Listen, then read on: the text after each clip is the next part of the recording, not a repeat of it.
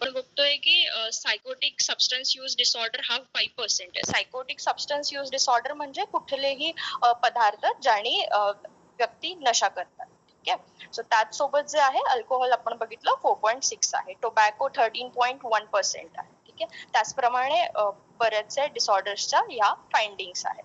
ठीक आहे.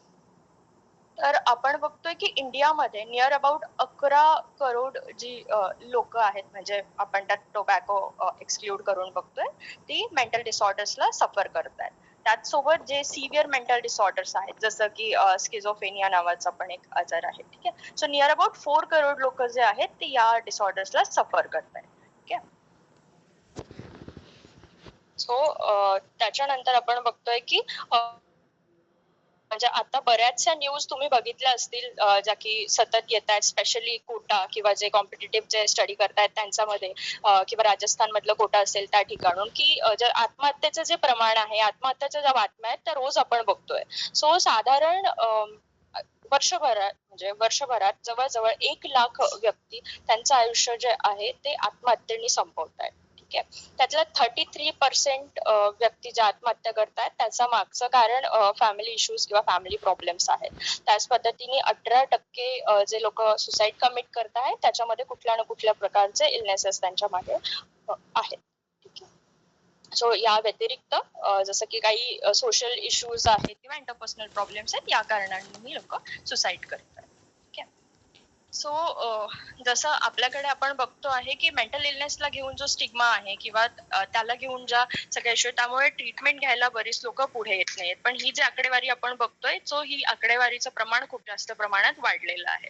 सो टेलिमानसचा उद्देश हा आहे की आपल्याला त्या प्रत्येक ठिकाणी पोहोचायचं आहे, म्हणजे प्रत्येक त्या ग्रासरूटला, की जिथे आपण लोकांपर्यंत पोहोचू शकतो. ठीक आहे. सो आपण बघणार आहोत की टेलिमानसचा उद्देश काय आहे, टेलिमानस का लॉन्च केलं गेलेलं आहे. ठीक आहे. सो याच्याबद्दल आपण जाणून घेणार आहोत. सो ओव्हरव्ह्यू ऑफ टेलिमानस, तर जसं की access to mental health care the basic human right, म्हणजे हा आपल्या प्रत्येकाचा एक बेसिक ह्युमन राईट आहे की आपल्या प्रत्येकाला ऍक्सेस मिळालं पाहिजे मेंटल हेल्थ केअर. ठीक आहे. कुठलाही इंडिव्हिज्युअल जो मेंटल हेल्थला घेऊन सफर करतोय, ठीक आहे, त्याच्यासोबत कुठल्याही पद्धतीचं डिस्क्रिमिनेशन व्हायला नको आहे. ठीक आहे. सो बऱ्याचदा हे आपल्याकडे समज असते की प्रत्येकाला जर काही कुठलाही मेंटल डिसऑर्डर असेल तर त्याला कुठेतरी हॉस्पिटलमध्ये ऍडमिट केलं पाहिजे किंवा त्याला खूप लॉंग टर्म ट्रीटमेंटची गरज आहे किंवा खूप काहीतरी सिव्हिअर झालंय. पण बऱ्याचदा असं असतं मोस्ट ऑफ दी जे मेंटल हेल्थ इश्यूज आहेत त्यांना रिक्वायर्ड नाहीये. ठीक आहे.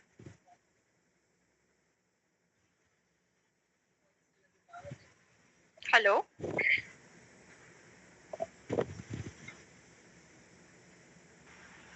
हाँ.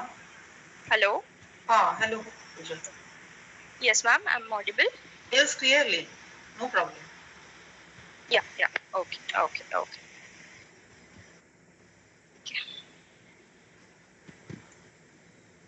ठीक आहे. सो नेक्स्ट आपण बघतोय. ठीक आहे. सो त्याचसोबत आपल्याला एनकरेज करायचं आहे प्रत्येकाला की ज्यावेळी वाटतंय तुम्हाला स्वतःमध्ये काही बदल, त्याचसोबत तुमच्या कम्युनिटीमध्ये, तुमच्या आजूबाजूला, सो प्रत्येकाला हेल्प करण्यासाठी तुम्हाला त्यांना मदत करायची. जसं आपण बघतोय की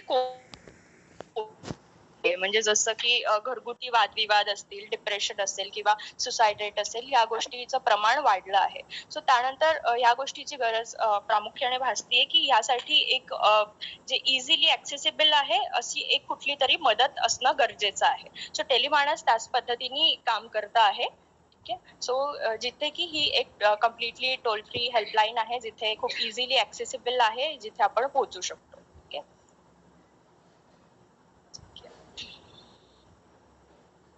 सो टेलिमानसचे ऑब्जेक्टिव्ह काय आहेत? सो टेलिमानसचा ऑब्जेक्टिव्ह आहे to enhance health services capacity in order to delivery accessible and timely mental health care through a TeleMANAS health network support system. त्याचसोबत to ensure continuum of service in the community including telemanus health counseling to facilitate timely referral for specialist care and follow up as appropriate, to enhance mental health care capacity and networking at health and wellness center, primary health care, district, state or apex institute level. So आता आपण बघणार आहोत की टेलिमानस च्या objective मध्ये की टेलिमानसचा नेमका उद्देश काय आहे. जसं मी सांगितलं की टेलिमानसचा उद्देश हा आहे की आपल्याला त्या प्रत्येक ठिकाणी पोहोचायचं आहे जिथे मेंटल इलनेसला घेऊन जे काही इश्यूज आहेत, समस्या आहेत आणि त्या समस्यांबद्दल नेमकं कुठे आपल्याला जायचं आहे, काय कुठून मदत मिळू शकते किंवा काय करायला हवं, या प्रत्येक गोष्टीची जी उत्तरं आहेत ती टेलिमानस कडून मिळू शकतात. सो टेलिमानसचे बेनिफिशरीज कोण आहेत? तर टेलिमानसचे बेनिफिशरीज प्रत्येक तो इंडिव्हिज्युअल ज्यांना कुठलाही मेंटल इश्यूज आहे किंवा त्याच्या रिगार्डिंग कुठलीही माहिती हवी आहे. सो त्याच सोबत की जसं आपल्या कम्युनिटीमध्ये बरीचशी अशी व्यक्ती आहे ज्यांना स्वतःहून काही मदतीपर्यंत पोहोचता येत नाहीये किंवा काय करायचं हे माहित नाही. सो असे जे पेशंट आहेत किंवा जे आपले कॉलर्स आहेत त्यांना सुद्धा आपण म्हणजे त्यांचे फॅमिली मेंबर सुद्धा आपल्यापर्यंत पोहोचू शकतात की कशा पद्धतीने पुढे ट्रीटमेंट अवेलेबल असेल किंवा काय करायला पाहिजे याची उत्तरं सुद्धा टेलिमानस कडून दिली जातात. त्याचसोबत जसं आपले आशा वर्कर आहेत किंवा अजून म्हणजे जसं की आपल्या मेडिकल ऑफिसर्स आहेत, या सगळ्यांनाही टेलिमानस कडनं मार्गदर्शन केलं जातं. ठीक आहे. तर जसं यात उल्लेख केला आहे की एमबीबीएस प्रायमरी केअर डॉक्टर्स असतील, आयुष हेल्थ केअर प्रोव्हायडर्स आहेत, नर्सेस आहेत. ठीक आहे.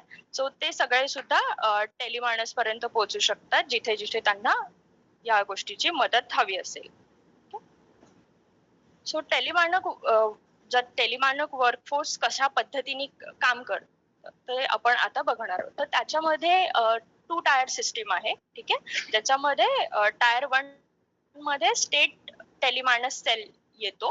ठीक आहे. सो आणि जे सेकंड आहे टायर 2 त्याच्यामध्ये इन पर्सन सर्व्हिसेस येतात. इन पर्सन सर्व्हिसेस मध्ये म्हणजे ज्यांना हॉस्पिटलायझेशनची गरज आहे किंवा ज्यांना क्लिनिकली तपासण्याची गरज आहे, सायकॅट्रिस्टशी भेटलं पाहिजे, अशा सगळ्यांना आपण नियर बाय DMHPs ला किंवा नियर बाय मेंटल हेल्थ इन्स्टिट्यूट्सला रेफर करतो.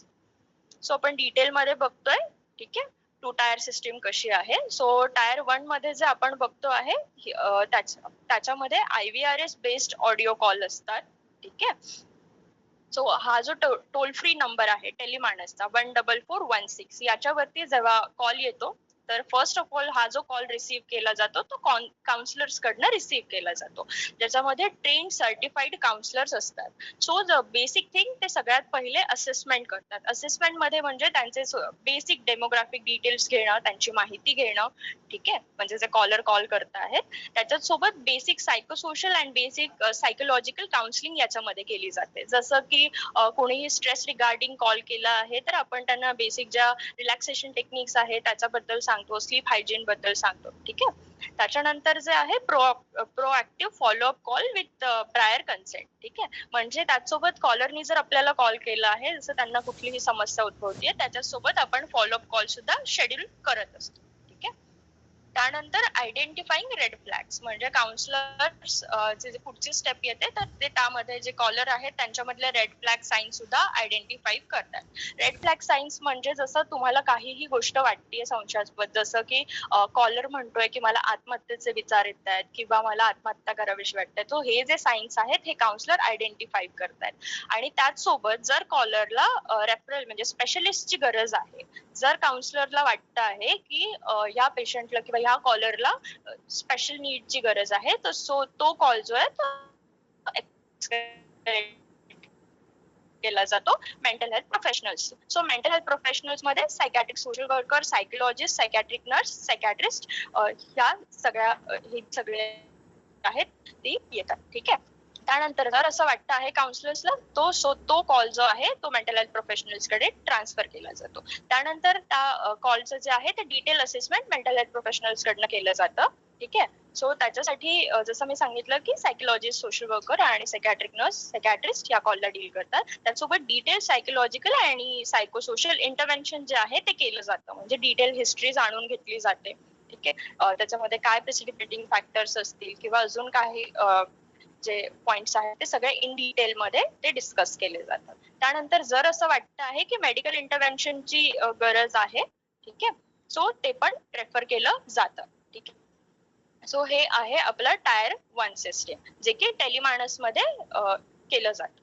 ठीक आहे. सो टेलिमानस मध्ये एखादा कॉल येतो, so first of all counsellors त्या कॉलला हँडल करतात. त्याच नंतर जर वाटतंय की त्याला स्पेशल नीडची गरज आहे तर सो तो कॉल पुढे ट्रान्सफर होतो. त्याचसोबत पण ऍट दी एंड जर सायकॅट्रिस्टला पण वाटतंय की त्यांना इन पर्सन ट्रीटमेंटची गरज आहे, सो आपण त्यांना टायर 2 कडे रेफर करतो. सो टायर 2 मध्ये कोण येतं, जसं की सांगितलं की जे नियर बाय आपले DMHPs आहेत, डिस्ट्रिक्ट मेंटल हेल्थ हॉस्पिटल्स आहेत किंवा मेंटल हेल्थ इन्स्टिट्यूट्स आहेत, या सगळ्यांकडे आपण त्यांना रेफर करतो. सो इथे काय केलं जातं की त्यांचं डिटेल असेसमेंट केलं जातं. डिस्पेन्सिंग सायकोट्रोपिक मेडिकेशन, जर मेडिकेशनची गरज आहे तर मेडिकेशन्स दिल्या जातात. ठीक आहे. आणि त्याचसोबत जे इन पर्सन इंटरव्हेन्शन आहे केलं जातं. ठीक आहे. त्यानंतर plan and conduct complex evaluation केलं जातं. Detail psychological and psychosocial intervention इथे परत केलं जातं. सो हे टायर 2 मध्ये. सो जसं कंपोनेंट्स आहे टेलिमानस सर्व्हिसेसचे, तर जसं बेसिक थिंग्स मी सांगितलं की आपण बेसिक काउन्सिलिंग प्रोव्हाइड करतो. ठीक आहे. मेंटल हेल्थ प्रोफेशनल सोबत आपण त्यांना कनेक्ट करत असतो. ठीक आहे. आणि त्याचसोबत जसं मेडिसिन रिगार्डिंग पण काही प्रश्न आहेत किंवा समस्या आहेत, त्याच्यासाठी पण सायकॅट्रिस्ट इथे अवेलेबल असतात. ठीक आहे. सो टेलिमानस मध्ये जे केलं जातं ते आहे काउन्सिलिंग, ज्याच्यामध्ये जे आपले काउन्सिलर्स आहेत ते काउन्सिलिंग करतात. त्याचसोबत जे सायकोथेरपी आहेत किंवा जे केसेसला आपल्याला असं वाटतं की त्यांना त्याची गरज आहे त्या रेफर केल्या जातात. आणि जे MHPs आहेत त्यांच्या थ्रू जे सायकोथेरपी टेक्निक्स आहेत ते त्यांना सांगितलं जातं.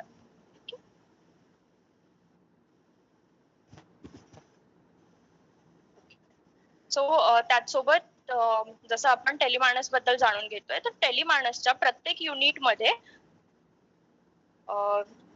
सगळ्यात प्रथम सायकॅट्रिस्ट असतात. ठीक आहे. आणि त्यानंतर जे आहे ते MHPs म्हणजे मेंटल हेल्थ प्रोफेशनल, ज्यामध्ये सायकोलॉजिस्ट म्हणजे clinical psychologist, psychiatric social worker, psychiatric nurse हे असतात. त्यानंतर काउन्सिलर्स असतात. ठीक आहे. सो आपल्या महाराष्ट्रामध्ये सध्या असे 4 सेल सुरू आहेत. Regional mental hospital Thane, regional mental hospital Yerawada Pune, Ambejogai आणि नागपूर, अशा 4 ठिकाणी हे सेल सुरू आहेत. प्रत्येक सेलमध्ये जे सायकॅट्रिस्ट आहेत, MHPs आहेत, काउन्सिलर्स आहेत, हे अवेलेबल असतात. ही सर्व्हिस कम्प्लिटली टोल फ्री आहे. ठीक आहे. ज्याच्यामध्ये तुम्ही अक्रॉस द इंडिया आपले सध्या 23 सेल्स वर्किंग आहेत. ठीक आहे. आणि ज्याच्यावरती तुम्ही तुमच्या निवड म्हणजे तुम्ही स्वतः हे निवडू शकता की कुठल्या लँग्वेज मध्ये तुम्हाला कम्फर्टेबल आहे, कुठल्या लँग्वेज मध्ये तुम्हाला बोलायचंय. या नंबरवरती कॉल केल्यानंतर ना तुम्ही त्याचं चूज करू शकता की तुम्ही कुठल्या स्टेट मधनं बोलता आहात आणि कुठल्या लँग्वेज मध्ये तुम्हाला प्रेफरेबल आहे बोलणं. ठीक आहे. सो त्या पद्धतीने तुमचा कॉल पुढे जात असतो. ठीक आहे.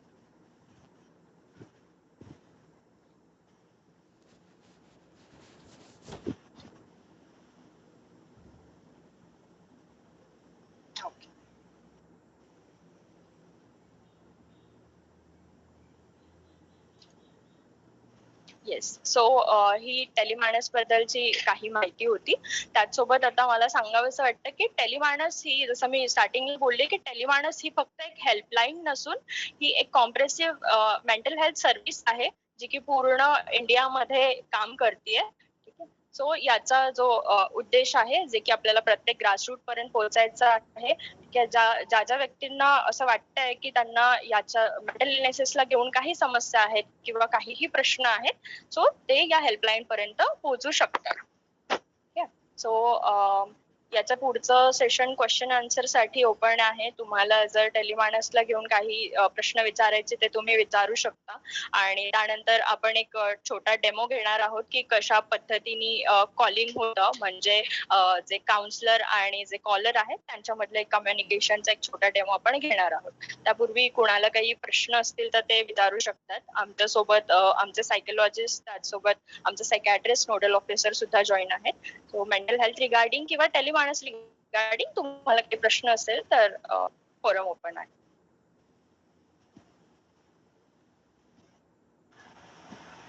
सर्व विद्यार्थ्यांना मी अशी विनंती करते की त्यांना आताच आपण पूजा मिसनी दिलेलं जे आहे टेलिमानस, हे आपण व्यवस्थित बघितलेलं आहे. आणि याच्या संदर्भात आपल्या मनामध्ये प्रश्न असतात, तर शंका असतात, तर काही असेल तर एक्सपर्ट टीम आता आपल्या सोबत आहेत, आपण त्यांना विचारू शकतो आणि आपल्या शंकांचं निरसन करू शकतो. आजूबाजूला आपण अनेक असे उदाहरणं बघत असतो. तर मला असं वाटतं की तुमच्या मनात काही प्रश्न असतील तर आपण इथे अगदी विनासंकोच विचारू शकता.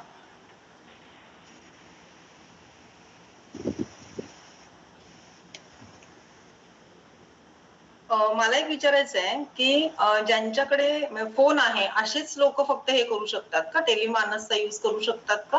आता काही वेळेला ग्रामीण पातळीवर विशेषतः महिला किंवा ज्याचा त्यांना टेक्नॉलॉजी पण काही वेळेला कळत नाही फोन कसा, मग त्यांच्यासाठी हे वेगळं युनिट कार्यरत आहे का टेलिमानसच्या व्यतिरिक्त? येस. Yes ma'am. जसं आता रुरल एरियामध्ये स्पेशली जसं आशा वर्कर आहेत, ठीक आहे. तर त्याही ह्याच्यासाठी काम करतात. म्हणजे बरेचसे आमच्याकडे जे कॉल येतात, त्यामध्ये बऱ्याचदा असं होतं, की जे आशा वर्कर आहेत ते प्रत्येक गावामध्ये त्यांची व्हिजिट असते. सो अशा जर समस्या त्यांना वाटत असेल, तर त्यांच्या फोनवरून, त्यांच्या कॉलवरून सुद्धा असे कॉल्स आम्हाला आलेले आहेत. करू शकता. ओके.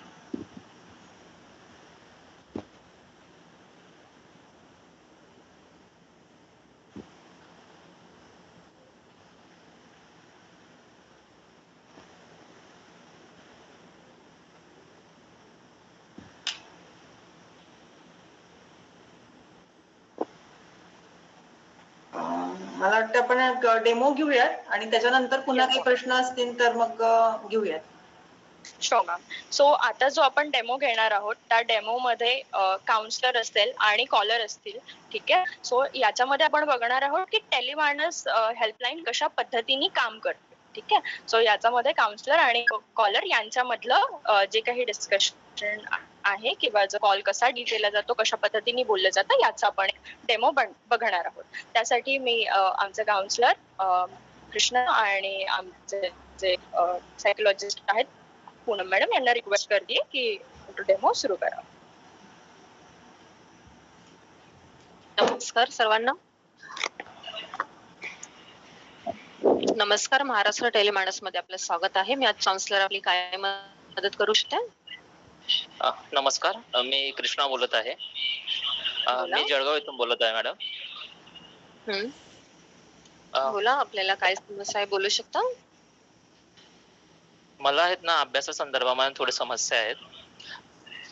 माझी एक्झाम आलेली आहे 2-3 दिवसावरती, पण अभ्यास कसा करावा आणि केलेला अभ्यास लक्षात कसा ठेवा या संदर्भात मला थोडं समस्या जाणवत आहेत. त्याच्याबद्दल थोड्या डिटेल मध्ये आपण बोलूया. ओके. तुम्ही आता कोणती एक्झाम देणार आहात त्याबद्दल थोडं सांगू शकाल? मॅडम मी 3rd इयरला आहे आणि 2 दिवसावरती माझे हो फायनल एक्झाम आहे. मग आता फक्त अभ्यास एक्झाम जवळ आल्यामुळे स्ट्रेस जाणवत आहे की अजून काही समस्या आहे किंवा काही असं घडत आहे तुमच्या आयुष्यामध्ये की ज्याच्यामुळे तुम्हाला हा ताण अजून वाढत आहे, त्याच्यामुळे अभ्यासावरती लक्ष केंद्रित होत नाहीये? हो. मागील 1 महिन्यापासून मला या अभ्यासासंदर्भामध्ये समस्या जाणवत आहे. त्याचं झालं असतं की मी 2 वर्षापासून एका मुलीसोबत रिलेशनशिप मध्ये होतो, परंतु मागील महिन्यामध्ये ब्रेकअप झालेला आहे. तिनं अचानक माझ्याशी बोलणं बंद केलेलं आहे आणि तेव्हापासून मला हे समस्या जाणवत आहे की मी अभ्यास करायला बसतो, परंतु माझ्या काहीच लक्षात राहत नाही किंवा लक्ष विचलित झाल्यासारखं होते. साहजिक आहे, समजू शकते की तुम्ही 2 वर्ष रिलेशन मध्ये होतात आणि 1 महिन्यापूर्वीच तुमचं ब्रेकअप झालं आणि त्याच्यामुळे अभ्यासावरती इम्पॅक्ट होणं साहजिक आहे. समजू शकते की तुम्ही आता कोणत्या अवस्थेमधून जाताय, पण एक्झाम आल्यानंतर ही स्ट्रेस हे पण बऱ्यापैकी मुलांना ह्या गोष्टी जाणवतात की एक्झाम आल्यानंतर त्याची भीती वाटणं, ताणतणाव जाणवणं, अभ्यासात लक्ष केंद्रित न होणं, ह्या समस्या नॉर्मली सर्व मुलांना जाणवतात. तर आपण थोडंसं त्याबद्दल डिटेलमध्ये बोलूया. Okay madam. हॅलो. हो चालेल, काही हरकत नाही. चालेल, ठीक आहे. कसं आहे बघा की आता 2 दिवसावरती तुमची एक्झाम येत आहे, तर आता आपण एक्झाम कशी प्रिपेअर करायचं आणि पुढे एक्झाम कशी फेस करायचं, म्हणजे कशी द्यायची त्याबद्दल बोलूयात. बाकीच्या तुमच्या समस्या आहेत जे घडलेलं आहे 1 महिन्यामध्ये, त्याबद्दल आपण पुढील कॉलमध्ये फॉलोअप मध्ये आपण बोलूयात. तर चालेल तुम्हाला तसं? कारण मी तुम्हाला कॉल करेल आणि आपण त्या डिटेलमध्ये तुमच्या ज्या ज्या समस्या आहेत त्या स्टेप बाय स्टेप आपण त्याच्यावरती बोलत जाऊयात. पण आता महत्वाचं आहे की तुमची एक्झाम, कारण आता 2 दिवसावरती तुमची एक्झाम आलेली आहे. बरोबर? तुम्ही जसं हो. म्हणाल्यानुसार. तर एक्झामचा ताणतणाव कमी करण्यासाठी किंवा आता येणारे विचार आहेत ते कमी करण्यासाठी आपण थोडेसे प्रयत्न करूयात. मी तुम्हाला एक छोटी ऍक्टिव्हिटी देते की ती तुम्ही करण्याचा प्रयत्न करा. मग आपण पुढे बोलूयात अजून. चालेल? Exam yes ma'am. अभ्यास जर तुम्ही करता तर त्याच्यामध्ये थोडंसं आता 2 दिवसावरती एक्झाम आहे आणि आपल्याला आता डेलमध्ये अभ्यास करणं म्हणजे डीप स्टडी करणं आता आपल्याला पॉसिबल नाहीये. त्यामुळे आता सध्या जर तुम्ही ज्या काही नोट्स बनवले असतील तर त्याचं थोडंसं रिव्हिजन करणं, तुमचे फ्रेंड्स असतील त्यांच्यासोबत थोडंसं पॉइंट डिस्कस करणं आणि तुमचे जे काही मेन पॉइंट असतील म्हणजे जसं कॉलेजमध्ये तुम्हाला शिकवलं गेलेलं असेल, त्याच्या नोट्स असतील तर त्याचे मेन पॉइंट वगैरे त्याचं रिव्हिजन करण्याचा प्रयत्न करा तुम्ही. पण ते करायला बसण्याअगोदर तर थोडंसं स्वतःला रिलॅक्स करण्याचा प्रयत्न करा. कारण 1 महिना तुम्ही जे काही सफर करता, तर त्याच्यामुळे येणारा ताण असल्यामुळे तर तुमच्या अभ्यासावर ठीक आहे. पण त्याच्यासाठी स्वतःला थोडंसं रिलॅक्स करण्यासाठी मी तुम्हाला एक रिलॅक्सेशन टेक्निक सांगत आहे. तर ते तुम्ही करू शकाल तुम्ही? आता करू शकाल तुम्ही की मी तुम्हाला फक्त त्याच्या स्टेप्स सांगू आणि तुम्ही नंतर कराल? ठीक आहे मॅम, मी करेल. परंतु हॅलो? मला तरी सांगा की यासाठी काही खर्च तर नाही येणार ना? हं. नाही, हे पूर्ण फ्री आहे आणि आपण बोलत राहू फोनमध्ये जसं जसं आपले फोन पुढे कंटिन्यू फॉलोअपमध्ये राहतील तसं मी तुम्हाला काही गोष्टी सांगत राहील. पण आत्ता मी एक 5 मिनिटाची ॲक्टिव्हिटी देते, की जे तुम्ही अभ्यासाला बसण्यापूर्वी केलं तर तुम्हाला रिलॅक्स वाटेल आणि तुमचं लक्ष केंद्रित होईल त्याच्यावरती. चालेल तुम्हाला? येस. रिलॅक्सेशन टेक्निकमधलं डीप ब्रीथिंग हे एक छोटंसं टेक्निक आहे. जे तुम्ही 5 मिनिटं त्यापूर्वी मला थोडीशी माहिती द्याल, की तुम्हाला काही घ्यायला त्रास होतो, जसं की दम्याचा काही त्रास आहे, हार्टचा काही प्रॉब्लेम आहे किंवा मेजर काही कुठलं हेल्थ इश्यू आहे का असं काही? नाही, मी पूर्णपणे फिजिकली फिट आहे. तसा मला कसलाही त्रास होत नाही. ओके. ठीक आहे. मग मी तुम्हाला ही छोटीशी ॲक्टिव्हिटी सांगते, तर तुम्ही करण्याचा प्रयत्न करा. ठीक आहे? जेव्हा तुम्ही अभ्यासाला बसाल त्याच्या पहिले एक 5 मिनिटं तुम्ही स्वतःला थोडंसं रिलॅक्स करण्याचा प्रयत्न करायचा आहे. एक 5 मिनिटं तुम्ही रिलॅक्स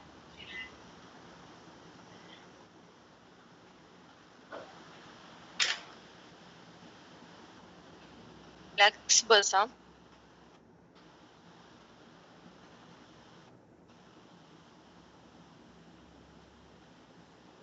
छातीवरती ठेवायचा. हॅलो, आवाज येतो? हॅलो?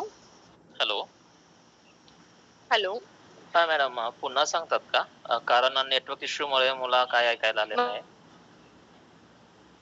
ठीक आहे, आपण बोलूयात पुढे. मी कंटिन्यू करते.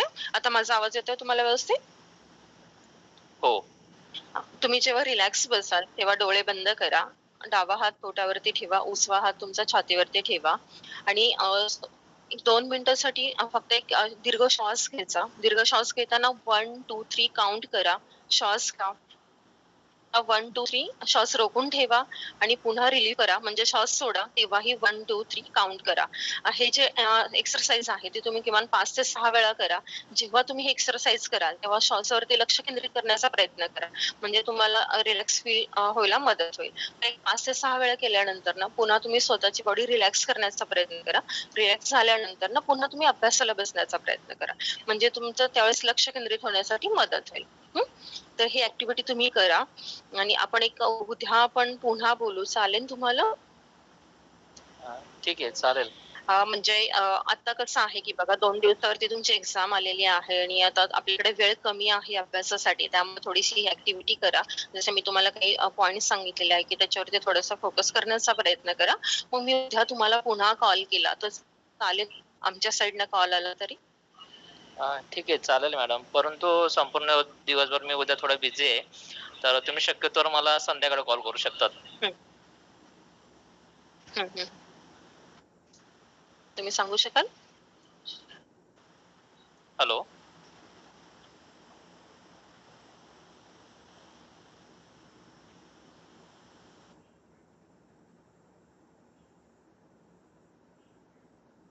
हॅलो? हॅलो. माझा आवाज येतोय तुम्हाला? हो, येतोय.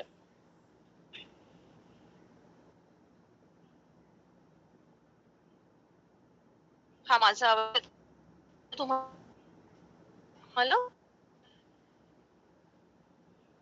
हो बोला. हॅलो. हा, मी तुम्हाला संध्याकाळी 5 नंतर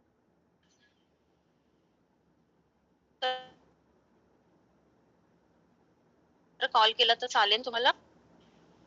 हो मॅम, करू शकतात. हम्म. तुम्ही उद्या संध्याकाळी कॉल करू आज शकतात मला. असं म्हटलं की ह्या गोष्टी हो चालेल. मी तुम्हाला 5 वाजता कॉल करते. आपण सविस्तर पुढे बोलूया. आता जसं मी तुम्हाला छोटीशी ऍक्टिव्हिटी दिलेली आहे आणि अभ्यासासाठी थोडंसं हे केलेलं आहे, तर तुम्ही करून बघा. ठीक आहे. हॅलो. हो. हॅलो. ठीक आहे. आपण उद्या बोलूया त्याविषयी सविस्तर. आता